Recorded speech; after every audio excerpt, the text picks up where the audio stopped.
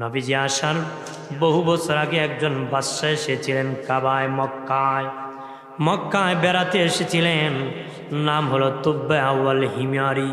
বাদশা বাবা এসেছিলেন, কিন্তু বাবা উনি আসার পরে কোনো মানুষ ওনার সাথে সাক্ষাৎ করে না। একজন বাদশা যখন এক দেশ থেকে আরেক দেশে যায় লোকেরা সাক্ষাৎ করে, কিন্তু উনি যখন মক্কায় এসেছিলেন কোনো মানুষ সাক্ষাৎ করে না। উনি বাবা বিশাল আলেমের বহর নিয়ে এসেছিলেন, বাহিনী নিয়ে এসেছিলেন। উনি জিজ্ঞাসা করলেন, আমি একজন বাদশা আসলাম মক্কায়, কিন্তু কোনো মানুষ আমার সাথে সাক্ষাৎ করে না, কারণ কি? তারা বলে, বাদশা এই দেশে একটা ঘর আছে মক্কা, কাবা ঘর। এই দেশে কেউ কে রাজা আসলো, কে আমির আসলো, ফকির আসলো, কেউ কারো খুঁজে না, সবাই ওই ঘরের জন্য পাগল পারা হয়ে থাকে। কে আমির আর ফকির এটা কেউ চিন্তা করে না। এখানে যারা আসে ওই ঘরের দিকে সবার মন, এই ঘরের দিকে কি? তো বায়াওয়াল হিমারি বাদশা বলে, ঠিক আছে, যে ঘরের কারণে আমার সাথে কেউ সাক্ষাৎ করে নাই, আমি বাদশাকে মূল্যায়ন করে নাই, এই ঘর আমি ভেঙ্গে দিব। নাউজুবিল্লাহ খান কি কইছে? যে ঘরের কারণে আমার সাথে মানুষ সাক্ষাৎ করে না, ওই ঘর আমি ভেঙ্গে চুরমার করে দিব। সাথে সাথে বাদশার কঠিন রোগ হয়ে গেল। কত ডাক্তার দেখালো, রোগ ভালো হয় না। আলেমরা রেখে বলে, বাদশা আপনি ভালো জিনিসের খারাপ মন্তব্য মনে হয় করেছেন। আপনার আসমানি বিমার হয়েছে, জমিনে চিকিৎসা দিয়ে জীবনে কোনোদিন ভালো হবে না। আসমানি গজব আইলে ভালোই যাব, কয় না। আল্লাহ ধরে না, মালিক ধরলে কি ছাড়ে না। ধরছে বহুতরে ধরছে, যেই সময় ধরছে আর ছাড়ছে না। রাজত্ব দিয়েছে 200 বছর রাজত্ব করছে, কিন্তু ধরার সময় আর লড়তে পারছে? আল্লাহ নমরুদরে ধরছে, ফেরাউনরে ধরছে, কারুনরে ধরছে, সাদ্দাতরে ধরছে কি না? নমরুদরে ধরছে, ল্যাংরা মশায় ধরছে। কোন মশায় ধরছে? ল্যাংরা মশায়। গিয়ে দে কামড় দে আর ব্যথা যন্ত্রণায় কষ্ট করে। ব্যথা যন্ত্রণা কি কষ্ট করে। শেষে কি হইলো? জুতার বাড়ি কপালে দিল। মাথার মধ্যে জুতাই দিয়ে কি বাড়ি? জুতা কার? নমরুদের। টাকা কার? কামলা দে টাকা দে হের, কামলা হের, মাথাও হের। ব্যবস্থা করছে কি? আল্লাহ জুতার বাড়ি। ফেরাউন্ডে আল্লাহ সুবাইছে পানির মধ্যে। বলেন এই সুবানির ব্যবস্থা করছে কি? আল্লাহ করছে। ওই বাদশা যখন বলল যে আমি ঘর ভেঙ্গে চুরমার করে দিব, যেই ঘরের কারণে মানুষ আমার সাথে সাক্ষাৎ করে, আলেমরা কয় আপনার যে বিমার হয়েছে এটা আসমানি গজব, জমিনের চিকিৎসা ভালো হবে। বাদশা ডেকে বলে, তাহলে আমি তওবা করি, ওই ঘর আমি ভাঙব না, ওই ঘর আমি সুন্দর করব। সর্বপ্রথম ওই ঘরে বাদশাহ গিলাপ পরায় দিল, গিলাপ কাবা করে গিলাপ পরায় দিল বাবা। তারপরে বাবা মক্কার মানুষকে ডাকিয়া মেহমানদারি করালো, হাদিয়া দিল, কাপড় দিল, আর বলল তোমার যে ঘর, ওই ঘরের যত্ন নিও, ওই ঘরের বড় বরকত আছে, এই ঘরের যত্ন নিও বাবা। মক্কা ছাড়িয়া মদিনার দিকে রওনা হয়েছি বাবাজি। মদিনার দিকে যখন রওনা হয়েছে, কিতাব পড়তে বাদশা পেয়েছে ওই নবী আখিরি নবী মক্কা থেকে মদিনায় হিজরত করবে।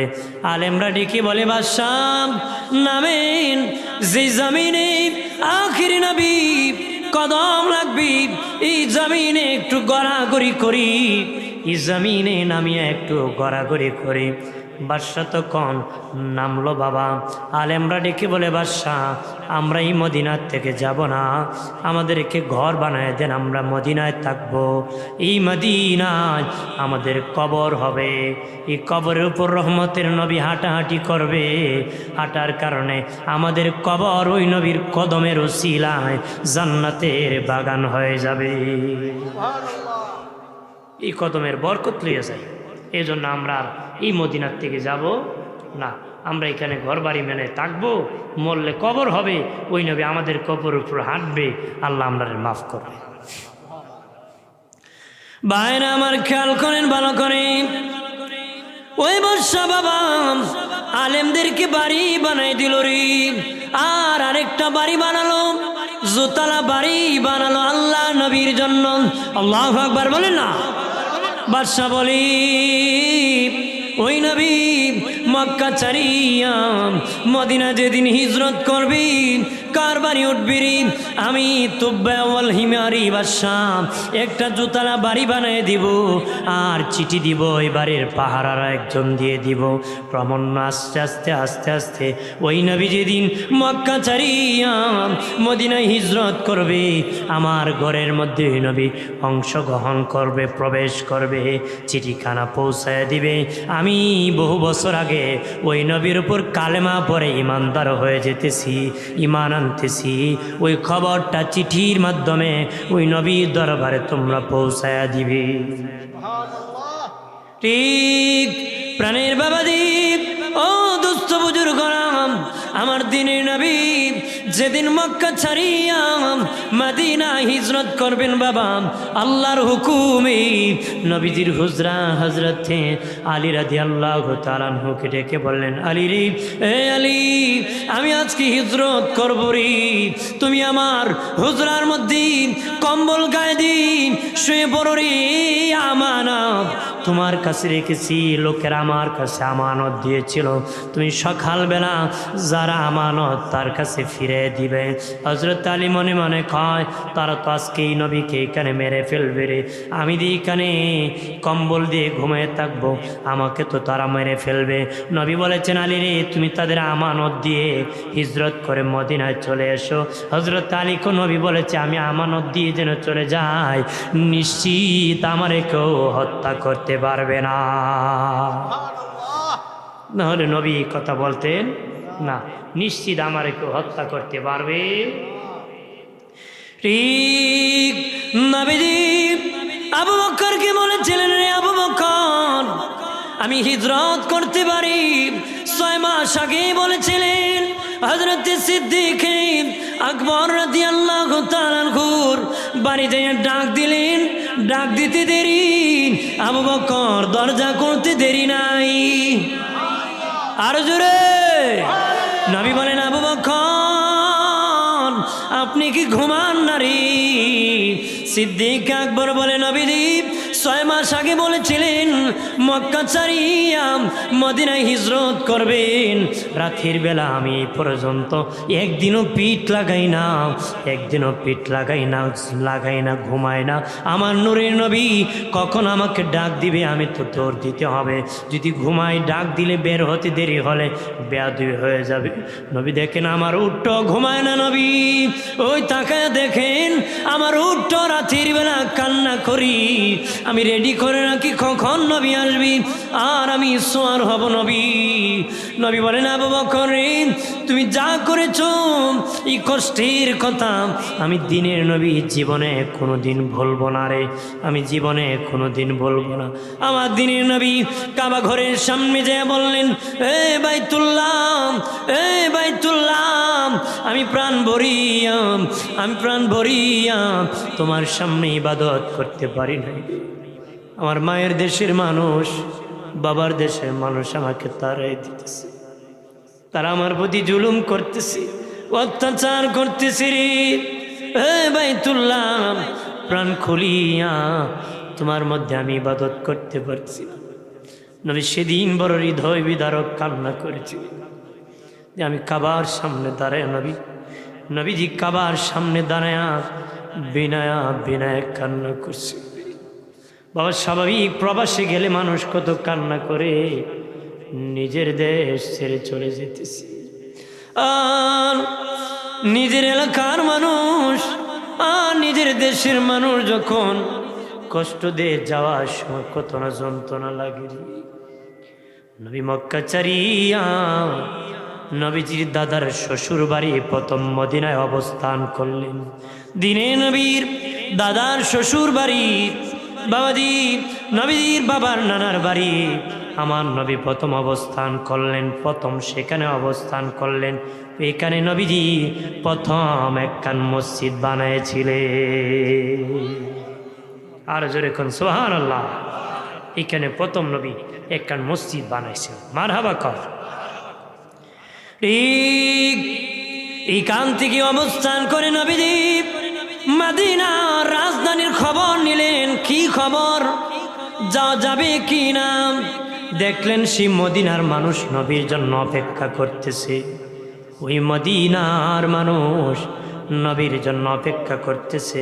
যেদিন নবী মদিনার রাজধানীতে প্রবেশ করবেন, সারা মদিনায় যুবক যুবতী বৃদ্ধা বাল সবাই দাঁড়ায় গেছে, ছাদের উপর দাঁড়ায় গেছে, চতুর্দিকে দাঁড়ায় দিছে, স্বাগত জানাচ্ছে, শুভেচ্ছা জানায়, গান গেয়ে গেয়ে আমাদের দিনের নবীকে তারা রিসিভ করেছে। একটু চিল্লায় বলি আল্লাহু আকবার। তারা রিসিভ করেছে। কি করেছে? গান গেয়ে গেয়ে নবীকে রিসিভ করেছে। দোষে পরে সাল্লাল্লাহ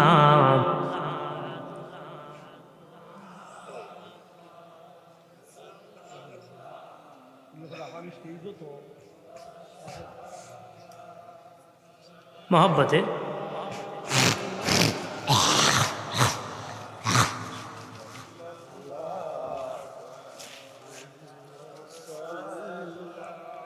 আমল নামায় দরুদ শরীফ বেশি যার, হাসরের দিন সুপারিশ আগে তার সাল্লাল্লাহ।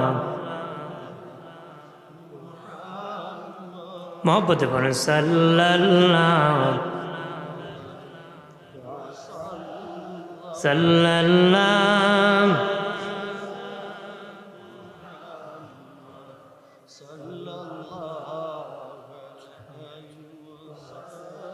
দরুদ পড়তে খারাপ লাগে নাকি? হ্যাঁ, আমরা সমাজে এক লোক, এক শ্রেণীর মানুষ আছে, ছাগল যেমন পানিতে নামতে রাজি না, ওরা দরুদ পড়তে রাজি না। কথা আছে কি না? ছাগল পানিতে নামে, আর বাবা মনে করেন জিব্বা বার করে দিল, পানিতে নামতে না। হ্যাঁ, 70 মাসের দিন জিব্বা বার করে দিছে গরমে, তো মালিককে একটু পানি দিয়ে ধুয়ে টুয়ে দেয়। খালের ফারে গিয়ে টানে পানিতে নাম না, সামনের 2 ট্যাং দিয়ে এমন কুটি মারে, 12টা বাজায় দিছে। কথা আছে কি না? ছাগল মালিক টানতে টানতে রশি ছিঁড়ে পানিতে বুড় দিছে মালিক, ছাগল পিছনে দৌড় মারছে। তা আমরা এক শ্রেণীর মানুষ ছাগলের মতন হয়ে গেছে, দরুদ পড়তে রাজি না, এটাও পানিতে নামতে রাজি না। এদের আমরা তো এমন না, আমরা আশিক রাসূল, নবীর ইশক মহব্বত। এটা দোষী পড়ে সাল্লাল্লাহ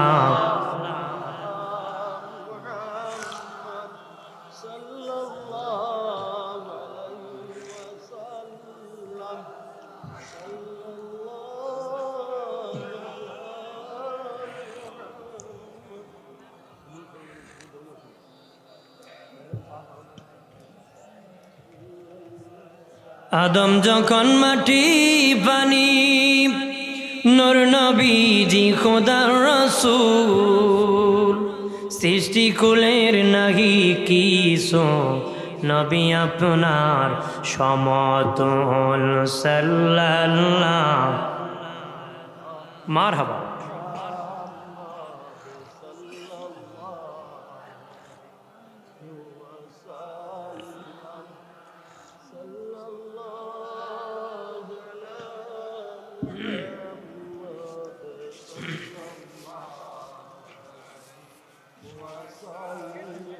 আমার বাণীর দুস্থ বুজুর্গরা, এই যুবকেরা, তরুণেরা ভালো করে খেয়াল করো। নবীজি মদিনার মানুষকে ডেকে বললেন, রে মদিনার মানুষ, তোমরা আমার এত ভালোবাসো, আমার মায়ের দেশের মানুষ এত ভালোবাসে, তোমরা কি আমাকে জায়গা দিবা? আনি ইয়া রাসূলুল্লাহ, আপনাকে আমরা জায়গা দিব। তোমরা কি আমারে ভালোবাসবানি? ইয়া রাসূলুল্লাহ, আমরা আপনাকে ভালোবাসবো। নবী বলেন, ওই জায়গার মধ্যে আমি মসজিদ বানাবো, এই জায়গার মালিককে তোমরা খবর লও। তারা খবর নিয়ে দেখে, বাবা ওই জায়গার মালিক বাচ্চা নাই, 2 বাচ্চা আছে, মুআয আর মুআবিজ, 2 ভাই, ছোট্ট মানুষ, জায়গার মালিক। সুবহানাল্লাহ। দুই বাচ্চাকে নবী রেখে বললেন, বাবা রে, এ বাবা, আমি তোদের জায়গায় মসজিদ বানাবো, তোদের জায়গার দাম কত রে? বলে, ইয়া রাসূলুল্লাহ, নবী, আমার আম্মা জীবিত আছেন, আমাদের মার কাছে জিজ্ঞাসা করব জায়গার দাম কত। দুই ভাই যাইয়া বলে, মা, নবীজি আমাদের জায়গার মধ্যে মসজিদ বানাতে চান, জায়গার দামটা কত? নবী কয়, যা বাবা, দয়াল নবীকে বলে দি। কত বড় আশিকা মহিলা, বলতেছে নবীকে বলে দে, এই জায়গার দাম দুনিয়ায় নিব না, আখিরাতে আমরা নিব। আমরা তো বেড়া টেকাই তো জায়গা দিয়ে পরে ফিরত নেগা, কথা কনা টাকা দিয়ে জায়গা দিছে মসজিদে, এরপরে কয় আমায় ছাই, আমার বাপে ভুল করছিল, কথা কন, বাপে বিলে ভুল করছে। এরকম আমাদেরকে অনেক জায়গায় কয় গেলে ভুল করছে, এটা আবার কেমন কয় বাপে বিলে ভুল করছে, নাউজুবিল্লাহ কন না, একটা অপদার্থ, কতক্ষণ ঠিক কিনা? বাবা ভুল করতে পারে, বাবা নেক করে গেছে মিয়া, তুমি জোয়া কিল্লা বাবা খাইয়া পথভ্রষ্ট হয়েছে। ভাইরা আমার, খেয়াল করে ভালো করে, তোমার ভিতর হিংসা ঢুকে গেছে, অহংকার ঢুকে গেছে, আল্লাহর ভয় নাই। তুমি ওই মহিলা ডেকে বলি, বাবা রে, তোমার নবীকে বলে দাও জাগার দাম দুনিয়ায় নিব না, আখিরাতে নিব। সুবহানাল্লাহ। দুই বাচ্চা আসিয়া বলে, নবীজি, আমার আম্মা বলেছেন দুনিয়ায় নিবেন না, আখিরাতে নিবেন। নবী চোখের পানি ছেড়ে কান্নায় ভেঙ্গে পড়ে কয়, বাবা রে, আমার বাবার দেশে মায়ের দেশে থাকতে পারি নাই রে, আর তোমাদের দেশে এসেছি, আর তোমার আম্মা বলতেছে জায়গার দাম নিবে না, আখিরাতে নিবে। বলে দাও, আমি রাসূলুল্লাহ কথা দিতেছি, তোমাদের জায়গার দাম দুনিয়ায়ও দিব, আখিরাতেও আমি রাসূলুল্লাহ দিব। দুনিয়ায় দিব, আখিরাতেও বানালেন মসজিদ, বর্তমান মসজিদ নববী। কন্যা সুবহানাল্লাহ। এই জায়গা তো আগের থেকে নির্ধারিত, এইখানে যে মসজিদ বানাবেন এই পরিকল্পনা বহু আগ থেকে। দয়াল নবী যেদিন মেরাজে গিয়েছিলেন, জিবরিল আমিন ভোরাক থেমে গেছে। নবী কয়, জিবরিল, ভোরাক দিয়ে থেমে গেল, এটা কি দুনিয়া না আসমান? জিবরিল বলে, নবী, এটার নামে আশ্রিব, যেখানে আপনার ভোরাক থেমেছে সেখানে আপনার মসজিদ হবে, সেখানে আপনার হুজরা হবে নবীজি, ওই হুজরার মধ্যে নবী আপনার রওজা মুবারক হবে।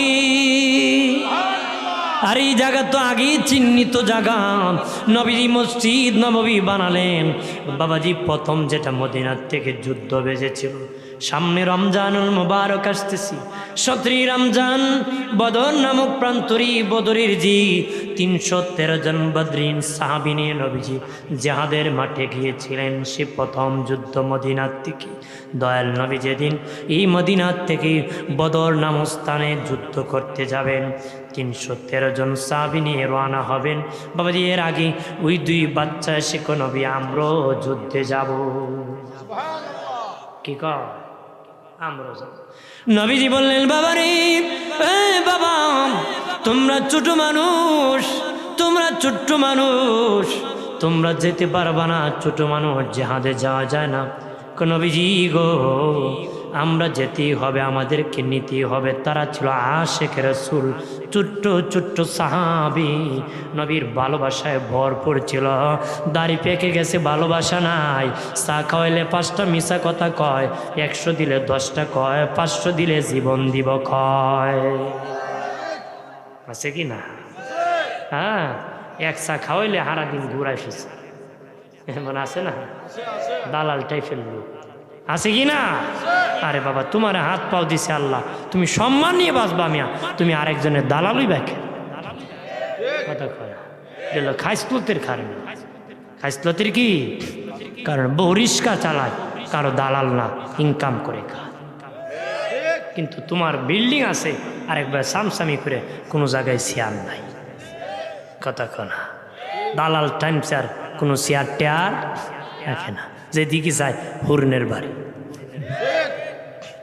বাইরে আমার খেয়াল করে ভালো করে, রাগ করবেন না বাবা, গ্রাম দেশে গরম বাতি বিলাই বেজার, হক কথা হাম্মক বেজার। আর একটা গরম বাতি বিলাই বেজার, হক কথায় মাউই বেজার। মাউই বেজার ইয়া গাট্টি গুট্টি লিয়ে যা খা, ঠিক কিনা?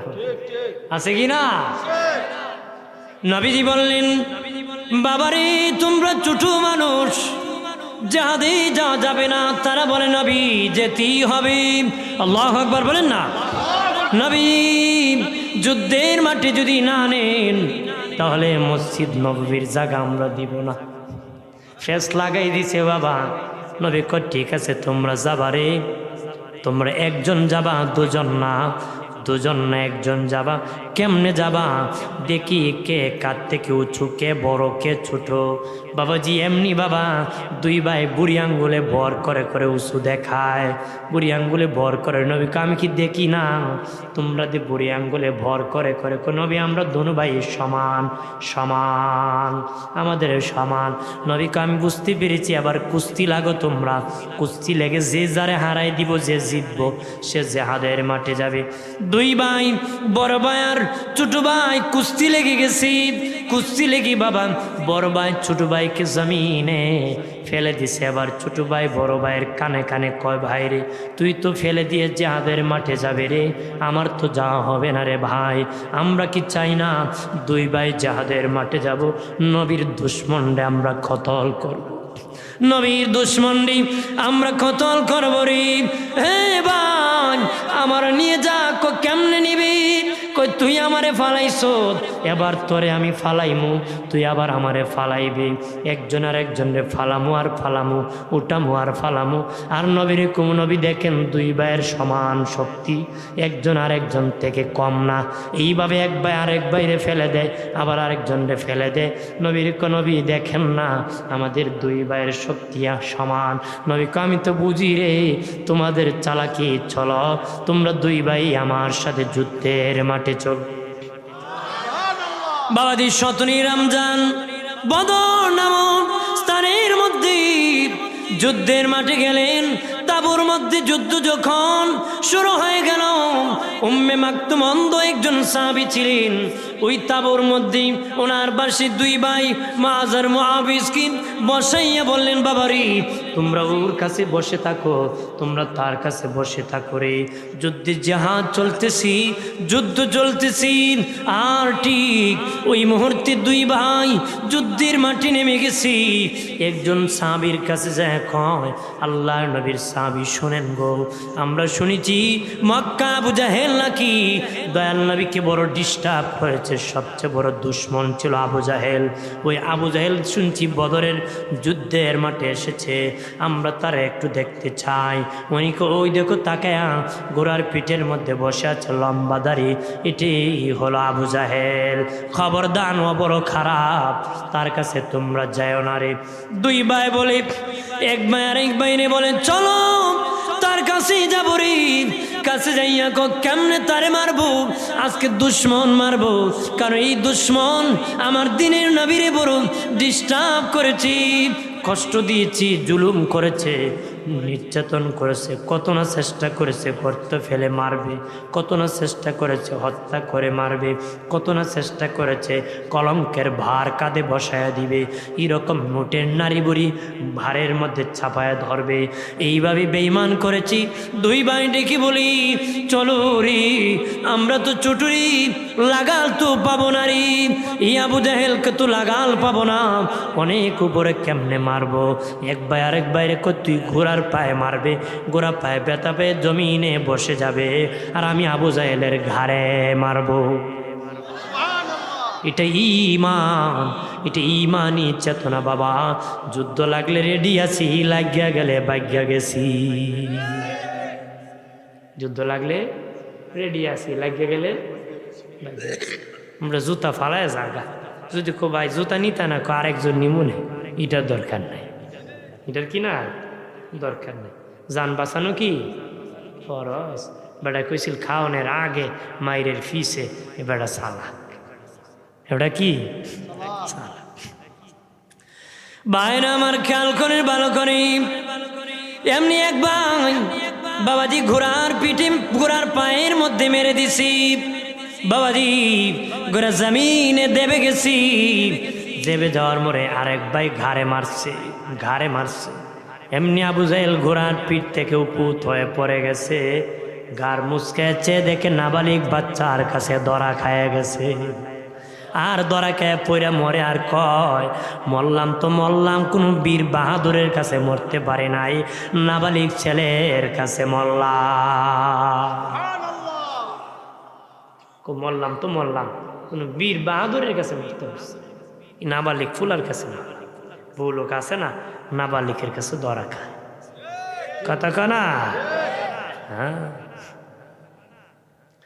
ভাইরা আমার খেয়াল করেন, পরে গেছে বাবাজি রাস্তা দিয়ে যান আব্দুল্লাহ ইবনে মাসউদ রাদিয়াল্লাহু তাআলা আনহু, ছোট্ট মানুষ যেতেছেন, দেখেন আবু জাহেল নড়াচড়া করে। বাবাজি তখন তিনি আবু জাহেলের বুকে উঠে বসে গেলেন, ওর গর্দানটা আলাদা করবেন, গর্দান। ও তখনও নড়াচড়া করতেছে। আবু জাহেল দেখে আব্দুল্লাহ ইবনে মাসউদ, তুমি কি আমার মাথা আলাদা করবা নাকি? কহা মা আলাদা করব। ঠিক আছে, আমার একটা দাবি, মরার আগে একটা আমার দাবি হলো, তুমি মাথাটা দিয়ে আলাদা করবা, বড় কইরা আলাদা কইরো, ছোট কইরা নয়, বড় কইরা মাথাটা কাইটো, মানুষ যেন দেখলে বুঝে এটা নেতার মাথা। কত বড় দুজকি! মরার আগেও অহংকার ছাড়ছে, মরার আগেও কি ও আমি জানি মোহাম্মদ নবী, জানতো আবু জাহেল, আমার নবীদের সত্য আবু জাহেল জানতো, কিন্তু কয় খোদা আমারে দেখলো না, গরিব মোহাম্মদের নবী ঘেরে বানাইল। এই জন্য ইজিদে মানতে পারছে না। ইজিদি কি এর জিদ হইল, খুদায় কি আমারে দেখলো না, খুদার ফাই জিদে, ও খোদায় আমারে দেখলো না, মোহাম্মদ রেখে দেখলো। ইজিদের কারণে এ কালেমা পরে নাই, কি করে নাই, কারণ একদিন কইছিল, কেমনে কইছিল, ওই একদিন আবু জাহেল একটা বিয়ার দাওয়াত পাইছে, বিয়ার দাওয়াত খেলে কিছু নিয়ে যাওয়া যায় না, খালি খালি যাওয়া যায় নাকি? হ্যাঁ বেটা তো আগে হিসাব করছে, 5 লাখ খরচ করবো, 7 লাখ পাইমু, এজন্য কর্জা টর্জা নিয়ে করছে, পরে দেলাইছে, পরে 3 লাখ করছে, 2 লাখ ঋণ লাগছে, কথা কোনা আছে কি না? তা আবু জাহেল কয় বিয়ার দাওয়াত পাইছি, এটা কিছু গিফট দিই, একটা ভগবানের তুলি টুলি দিয়ে রং টং করে কান্দে উঠে যাইতেছে, তা রাস্তার মধ্যে পেশাবে ধরছে, প্রস্রাবে, ভগবান কান্দে নিয়ে প্রস্রাব করে বেয়াদবি না, কি করছে, একটা গাছের গোড়া হেলান দিয়ে তৈছে, যে সামনে গিয়ে প্রস্রাব করতেছে, সামনে গিয়ে কি প্রস্রাব করে। কুত্তা আবার দেখবেন ওদের কিছু টিলা টুলা দেখলো, কানা তুললেনি, কুত্তা যাইতেছে রাস্তা, দেখো গাছের গোড়া দিয়ে টিলা কিতা দেখ গিয়ে ওই মারে দিছে স্টার্ট, সেলো মেশিন স্টার্ট করে দিচ্ছে। আবু জাহেল পেশাব করি সামনে, আওয়াজ করে ফিসে কি প্রস্রাব সাইরা আইয়া দেখে গোসল করে দিছে, কাম সাইরা লাইছে। তখন আবু জাহেল একটা কথা কইছিল, মূর্তিরে কইছিল, এই তোর কি কুত্তা তাড়ানোর ক্ষমতা? হ্যাঁ তোর কি কুত্তা তাড়ানোর ক্ষমতা নাই? তাহলে আবদুল্লাহর বেটা মোহাম্মদের ধর্মী সর, এই কথা কইছিল, কিন্তু কপালে হিংসার কারণে কালেমা নসিব হয়। হিংসার কারণে কি আমাদের হিংসার কারণে আরেকবার পাপ, একবারে নেক করবো, হিংসা করে পাপের জন্ম দেয়, কথা আছে কি না? আমার বানের বাবাজি ঠিক আব্দুল্লাহ ইবনে মাসউদ রাদিয়াল্লাহু তাআলা আনহু, আবু জাহেলের মাথা তখন বাবা এত বড় করে কেটেছিলেন, এত বড় করে কেটেছিলেন, উনি নিতে পারেন না, এইভাবে সামাল দিতে পারেন না, কান ছিদ্রি করে রশি ঢুকাইয়া রশির মধ্যে ধরিয়া আল্লাহ নবীর দরবারে হাজির করেছিলেন। বলেছেন, ইয়া রাসূলুল্লাহ, এই দেখেন আপনার সাথে যে দুশ্মনী করেছিল, দুশ্মনের মাথা কেটে আপনার দরবারে হাজির করছি। এই হলো আশিক, এই হলো কি ভাইয়ের আমার নবীজি কিছুক্ষণ পরে তাবুর মধ্যে আসিয়া দেখেন ওই 2 বাচ্চা নাই বাবাজি। উম্মে মাকতুম সাহাবীকে ডেকে বললেন, রে ওরা 2 ভাই কই? উনি কই, ইয়া রাসূলুল্লাহ, আমি তো চোখে দেখি না, মনে হয় বহু আগে তারা বের হয়ে চলে গেছে গো নবীজি। বলল, ইয়া রাসূলুল্লাহ, তারা ছোট্ট মানুষ হয়ে জিহাদের মাঠে যুদ্ধ করেছে নবী ইসলামের পক্ষে। আমার কপাল এত পোড়া গো নবী, আল্লাহ আমার দুইটা চক্ষু দিল না, যদি দিত গো আমিও যুদ্ধের মাঠে জিহাদ করতাম। এমনি নবী তুতু মুবারক হাতে নিয়ে ওনার দুই চোখে লাগাই দিছেন, ওনার দুটা চোখ দৃষ্টি শক্তি আল্লাহ ফিরাই দিয়ে দিছে। এমনি উনি তাবুত থেকে আল্লাহু আকবার বলেন আওয়াজ করি, সামনে একটা খেজুরের ডাল পেলেন, বাবা খেজুরের ডাল পেলেন, হাতে নিলেন, নিয়ে বলে, ইয়া রাসূলুল্লাহ, কোনো তরবারি তো দেখতেছি না, নবী জিহাদে আমি যাব, নবীজি ওই ডালটার মধ্যে আপনার নুরানি হাত মোবারক দিয়ে একটু দোয়া করে দেন। নবী কো, বাবারে জিহাদের মাঠ ডং নারী, বাবার ডং মজা না, জিহাদের মাঠে তরবারি নিয়ে যেতে হবে রে। কই, ইয়া রাসূলুল্লাহ, দিনী নবী, আপনার নুরানি হাত মোবারক আমারই খেজুর ডালের মধ্যে লাগাই দেন। আল্লাহ নবী খেজুর ডালের মধ্যে নুরানি হাত মোবারক লাগাই দিছে। আর বাবাজি উনি জিহাদের মাঠে কাফেরের সামনে যখন দাঁড়িয়ে গেছি, কাফের তরবারি বাড়াইছি, উনি খেজুরের ডাল ধরে দিছে, খেজুরের ডালে লাগা মারতো, কাফের তরবারি ভেঙে চুরমার হয়ে গেছে। উনিকে খবর দান, সাবধান, আমার কাছে খেজুরের ডাল না, তরবারির থেকে বড়টা আছে। এই খেজুরের ডাল দিয়ে উনি জিহাদ করছে। সুবহানাল্লাহ। ভাইরা আমার খেয়াল করেন, ও বাবাজি, আল্লাহ নবী মদিনা হিজরত করেছিলেন বেঈমান দুশমনদের কারণে। এই মদিনার মানুষ কত ভালোবেসেছি, ভালোবাসার করতে বলতে বলেছি, ছোট্ট বাচ্চারাও নবীকে ভালোবেসেছি বাবাজি। আর আজকে আমরা ভালোবাসি না, কথা বলি ঠিক কাজে নাই, দেখতেও নাই, নামে আছে কামে নাই। আমরা যেন নামের মুসলমান নয়, কামের মুসলমান হই বাবাজি। এশক আর প্রেম দিয়া যেন ভরপুর করি। ছোট্ট ছোট্ট সাহাবি প্রেমে ভরপুর ছিল, প্রেমে ভর ছিল। আব্দুল্লাহ ইবনে আব্বাস রাইসুল মুফাসসিরিন, ওনার মা বাবা নবীর খাদিম বানাইছে ওনাকে। মায়েশা একদিন নবীজি মায়েশাকে ডেকে বললেন, আয়েশারি, এই তোয়ালি আর ওযুর ব্যবস্থা কে করছে? নবী কয়, আব্দুল্লাহ ইবনে আব্বাস করছে নবীজি, আপনার চাচাতো ভাই আব্দুল্লাহ ইবনে আব্বাস করছে। নবী ডাকি আনলেন, আনিয়া সিনার সাথে সিনা লাগাইয়া দোয়া করে দিলেন। সিনার সাথে সিনা লাগাইয়া দয়াল নবী দোয়া করেছেন, আব্দুল্লাহ ইবনে আব্বাসকে আমার আল্লাহ রাইসুল মুফাসসিরিন বানাইছে, মুফাসসিরির প্রিন্সিপাল বানাই দিছি। নবীর খেদমত করার কারণে, নবীর খেদমত, নবী খুশি এলেমে ভরপুর হয়ে গেছে, নবী খুশি এলেমে ভরপুর হয়ে গেছে। নবীজির প্রেম রাখতে হবে। ও বাবাজি, জিহাদের মাঠ থেকে যখন ফিরা হতো, গোলাম পাওয়া যেত, দাসী পাওয়া যেত, কাফেরদের মধ্যে থেকে মানুষ পুরুষ বন্দী হতো, নারী বন্দী হতো, মাল পাওয়া যেত। আল্লাহ নবী মক্কা থেকে মদিনায় যারা হিজরত করেছিলেন, হেবাজি মুহাজির সাহাবীদের মধ্যে ওই মালগুলা বন্টন করে দিতেছেন। আর মদিনার আনসাররা মনে মনে বলে, নবীজি মনে হয় আমাদেরকে মায়া করেন না, আদর করেন না। মদিনা মক্কার আনসার মুহাজিরকে নবী সব বন্টন করে দিতেছেন। একদিন খবর দিন একজন যা বলতেছে, নবীজি আপনি মক্কার আনসার মুহাজিরদের কি ইম গনিমতের মালগুলা বন্টন করে দিয়েছেন, মদিনার কাউকে দেন নাই। তারা ভাবছে, নবী আপনি কি কষ্ট পাইছেন নাকি তাদের প্রতি?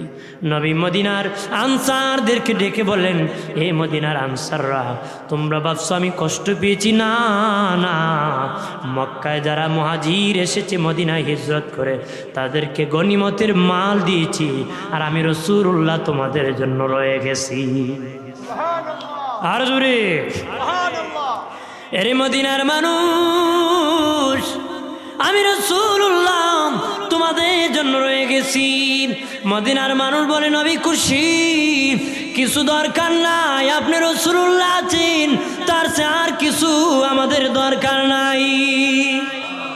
আর জোরে বাবাজি, আম্মা জান আয়েশা বলেছিলেন নবীজি আপনার বিদায়ের পরে কোথায় ঘুমাবেন? নবী কয় আয়েশা রে তুমি খবর জানোনি? মা আয়েশা কো নবী একটা খবর বলে দিই, আপনি পৃথিবীতে আসার আগে আপনার বাবা ইন্তেকাল করেছেন, মনে হয় আপনি আপনার বাবার পাশে শুইবেন। না না, আমার বাবার পাশে নয় নবী, মনে হয় আপনি মায়ের পাশে শুইবেন।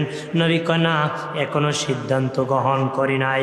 আম্মা জান আয়েশা বলেন দিনের নবী আমরা 9 জন বিবি আপনার সেবা করি, তবে একজন বিবির কথা আপনি ভুলতে পারেন না, তিনি হলেন খাদিজাতুল কুবরা। মনে হয় খাদিজাতুল কুবরার পাশে আপনি শুইবেন। নবী কাশা এখনো সিদ্ধান্ত গ্রহণ করি নাই, আর কি কোনো খবর জানোনি? মায়েশা কো নবীজি নিজ হাতে জান্নাতুল বাকি মদিনার কবরস্থান বানাইছে, যেখানে আপনার বাবাজি জান্নাতুল বাকির মধ্যে অনেক সাহাবীরা 10,000 সাহাবী ঘুমায় আছে। জান্নাতুল বাকি মদিনার কবরস্থানে শুয়ে আছেন বাবাজি নবীজির কন্যা ফাতেমাতুজ জোহরা রাদিয়াল্লাহু তাআলা আনহা শুয়ে আছেন। জান্নাতুল বাকির মধ্যে শুয়ে আছেন আল্লাহ নবী আদরের নাতি ইমাম হাসান রাদিয়াল্লাহু তাআলা আনহু শুয়ে আছেন। জান্নাতুল বাকির মধ্যে নবীর 2 মেয়ের জামাতা ওসমান গনি জিন্নুরাইন রাদিয়াল্লাহু তাআলা আনহু এই জান্নাতুল বাকির মধ্যে শুয়ে আছেন। জান্নাতুল বাকির মধ্যে আল্লাহ নবীর সাহাবী যিনি বাবা হাদিস বর্ণনা করে ঘুমাইছেন আবু সাইদ কুদরি রাদিয়াল্লাহু তাআলা আনহু শুয়ে আছেন। এই জান্নাতুল বাকির মধ্যে নবীর আশিক ইমাম মালিক রাহমাতুল্লাহ আলাইহি শুয়ে আছে।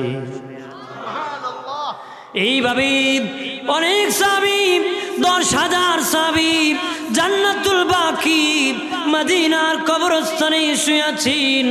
এরপরে কত আসে ঘুমায় গেছি বাবাজি মায়েশা কো নবীজি জান্নাতুল বাকি মদিনার কবরস্থান বানাইছেন, মনে হয় সেখানে আপনি ঘুমাবেন। নবী কাশে কোনো সিদ্ধান্ত গ্রহণ করি নাই।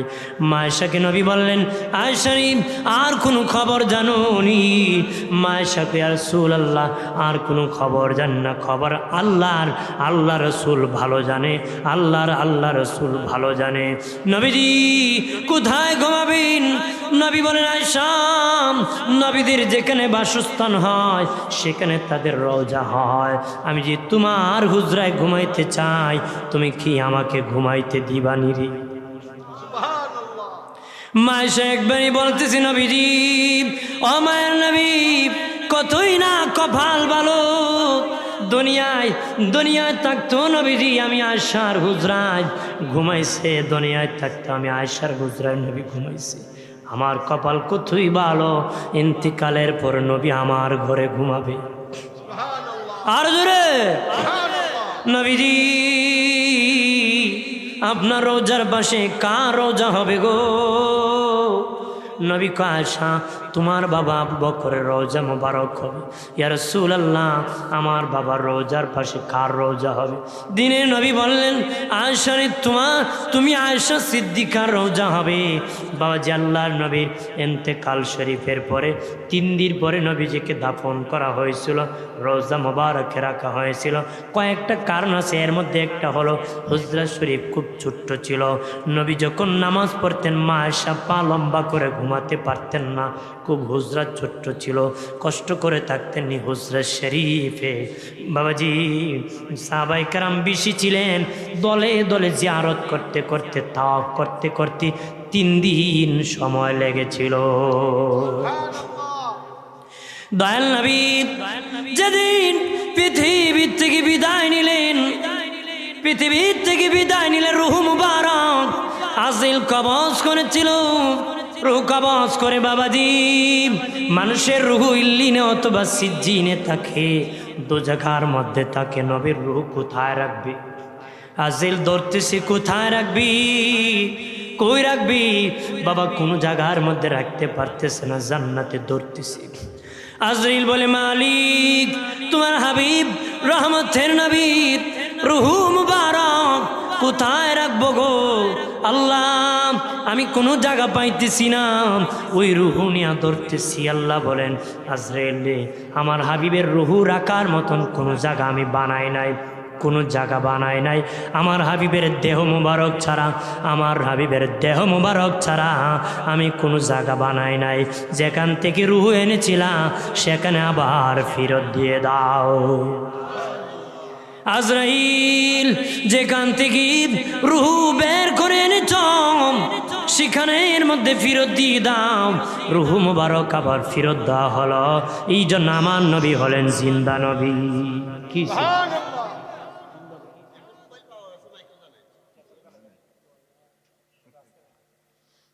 কি মোবাইল পাওয়া গেছে? রাখেন, বলবেন 1 মিনিট আইতেছে দেখি। মোবাইল যার তারও জ্বালা আছে, যার জ্বালা আসে জানে আইব। রাখেন, আবির হুজুরের কাছে রাখেন, আসবো। দোষে পরে আল্লাহুম্মা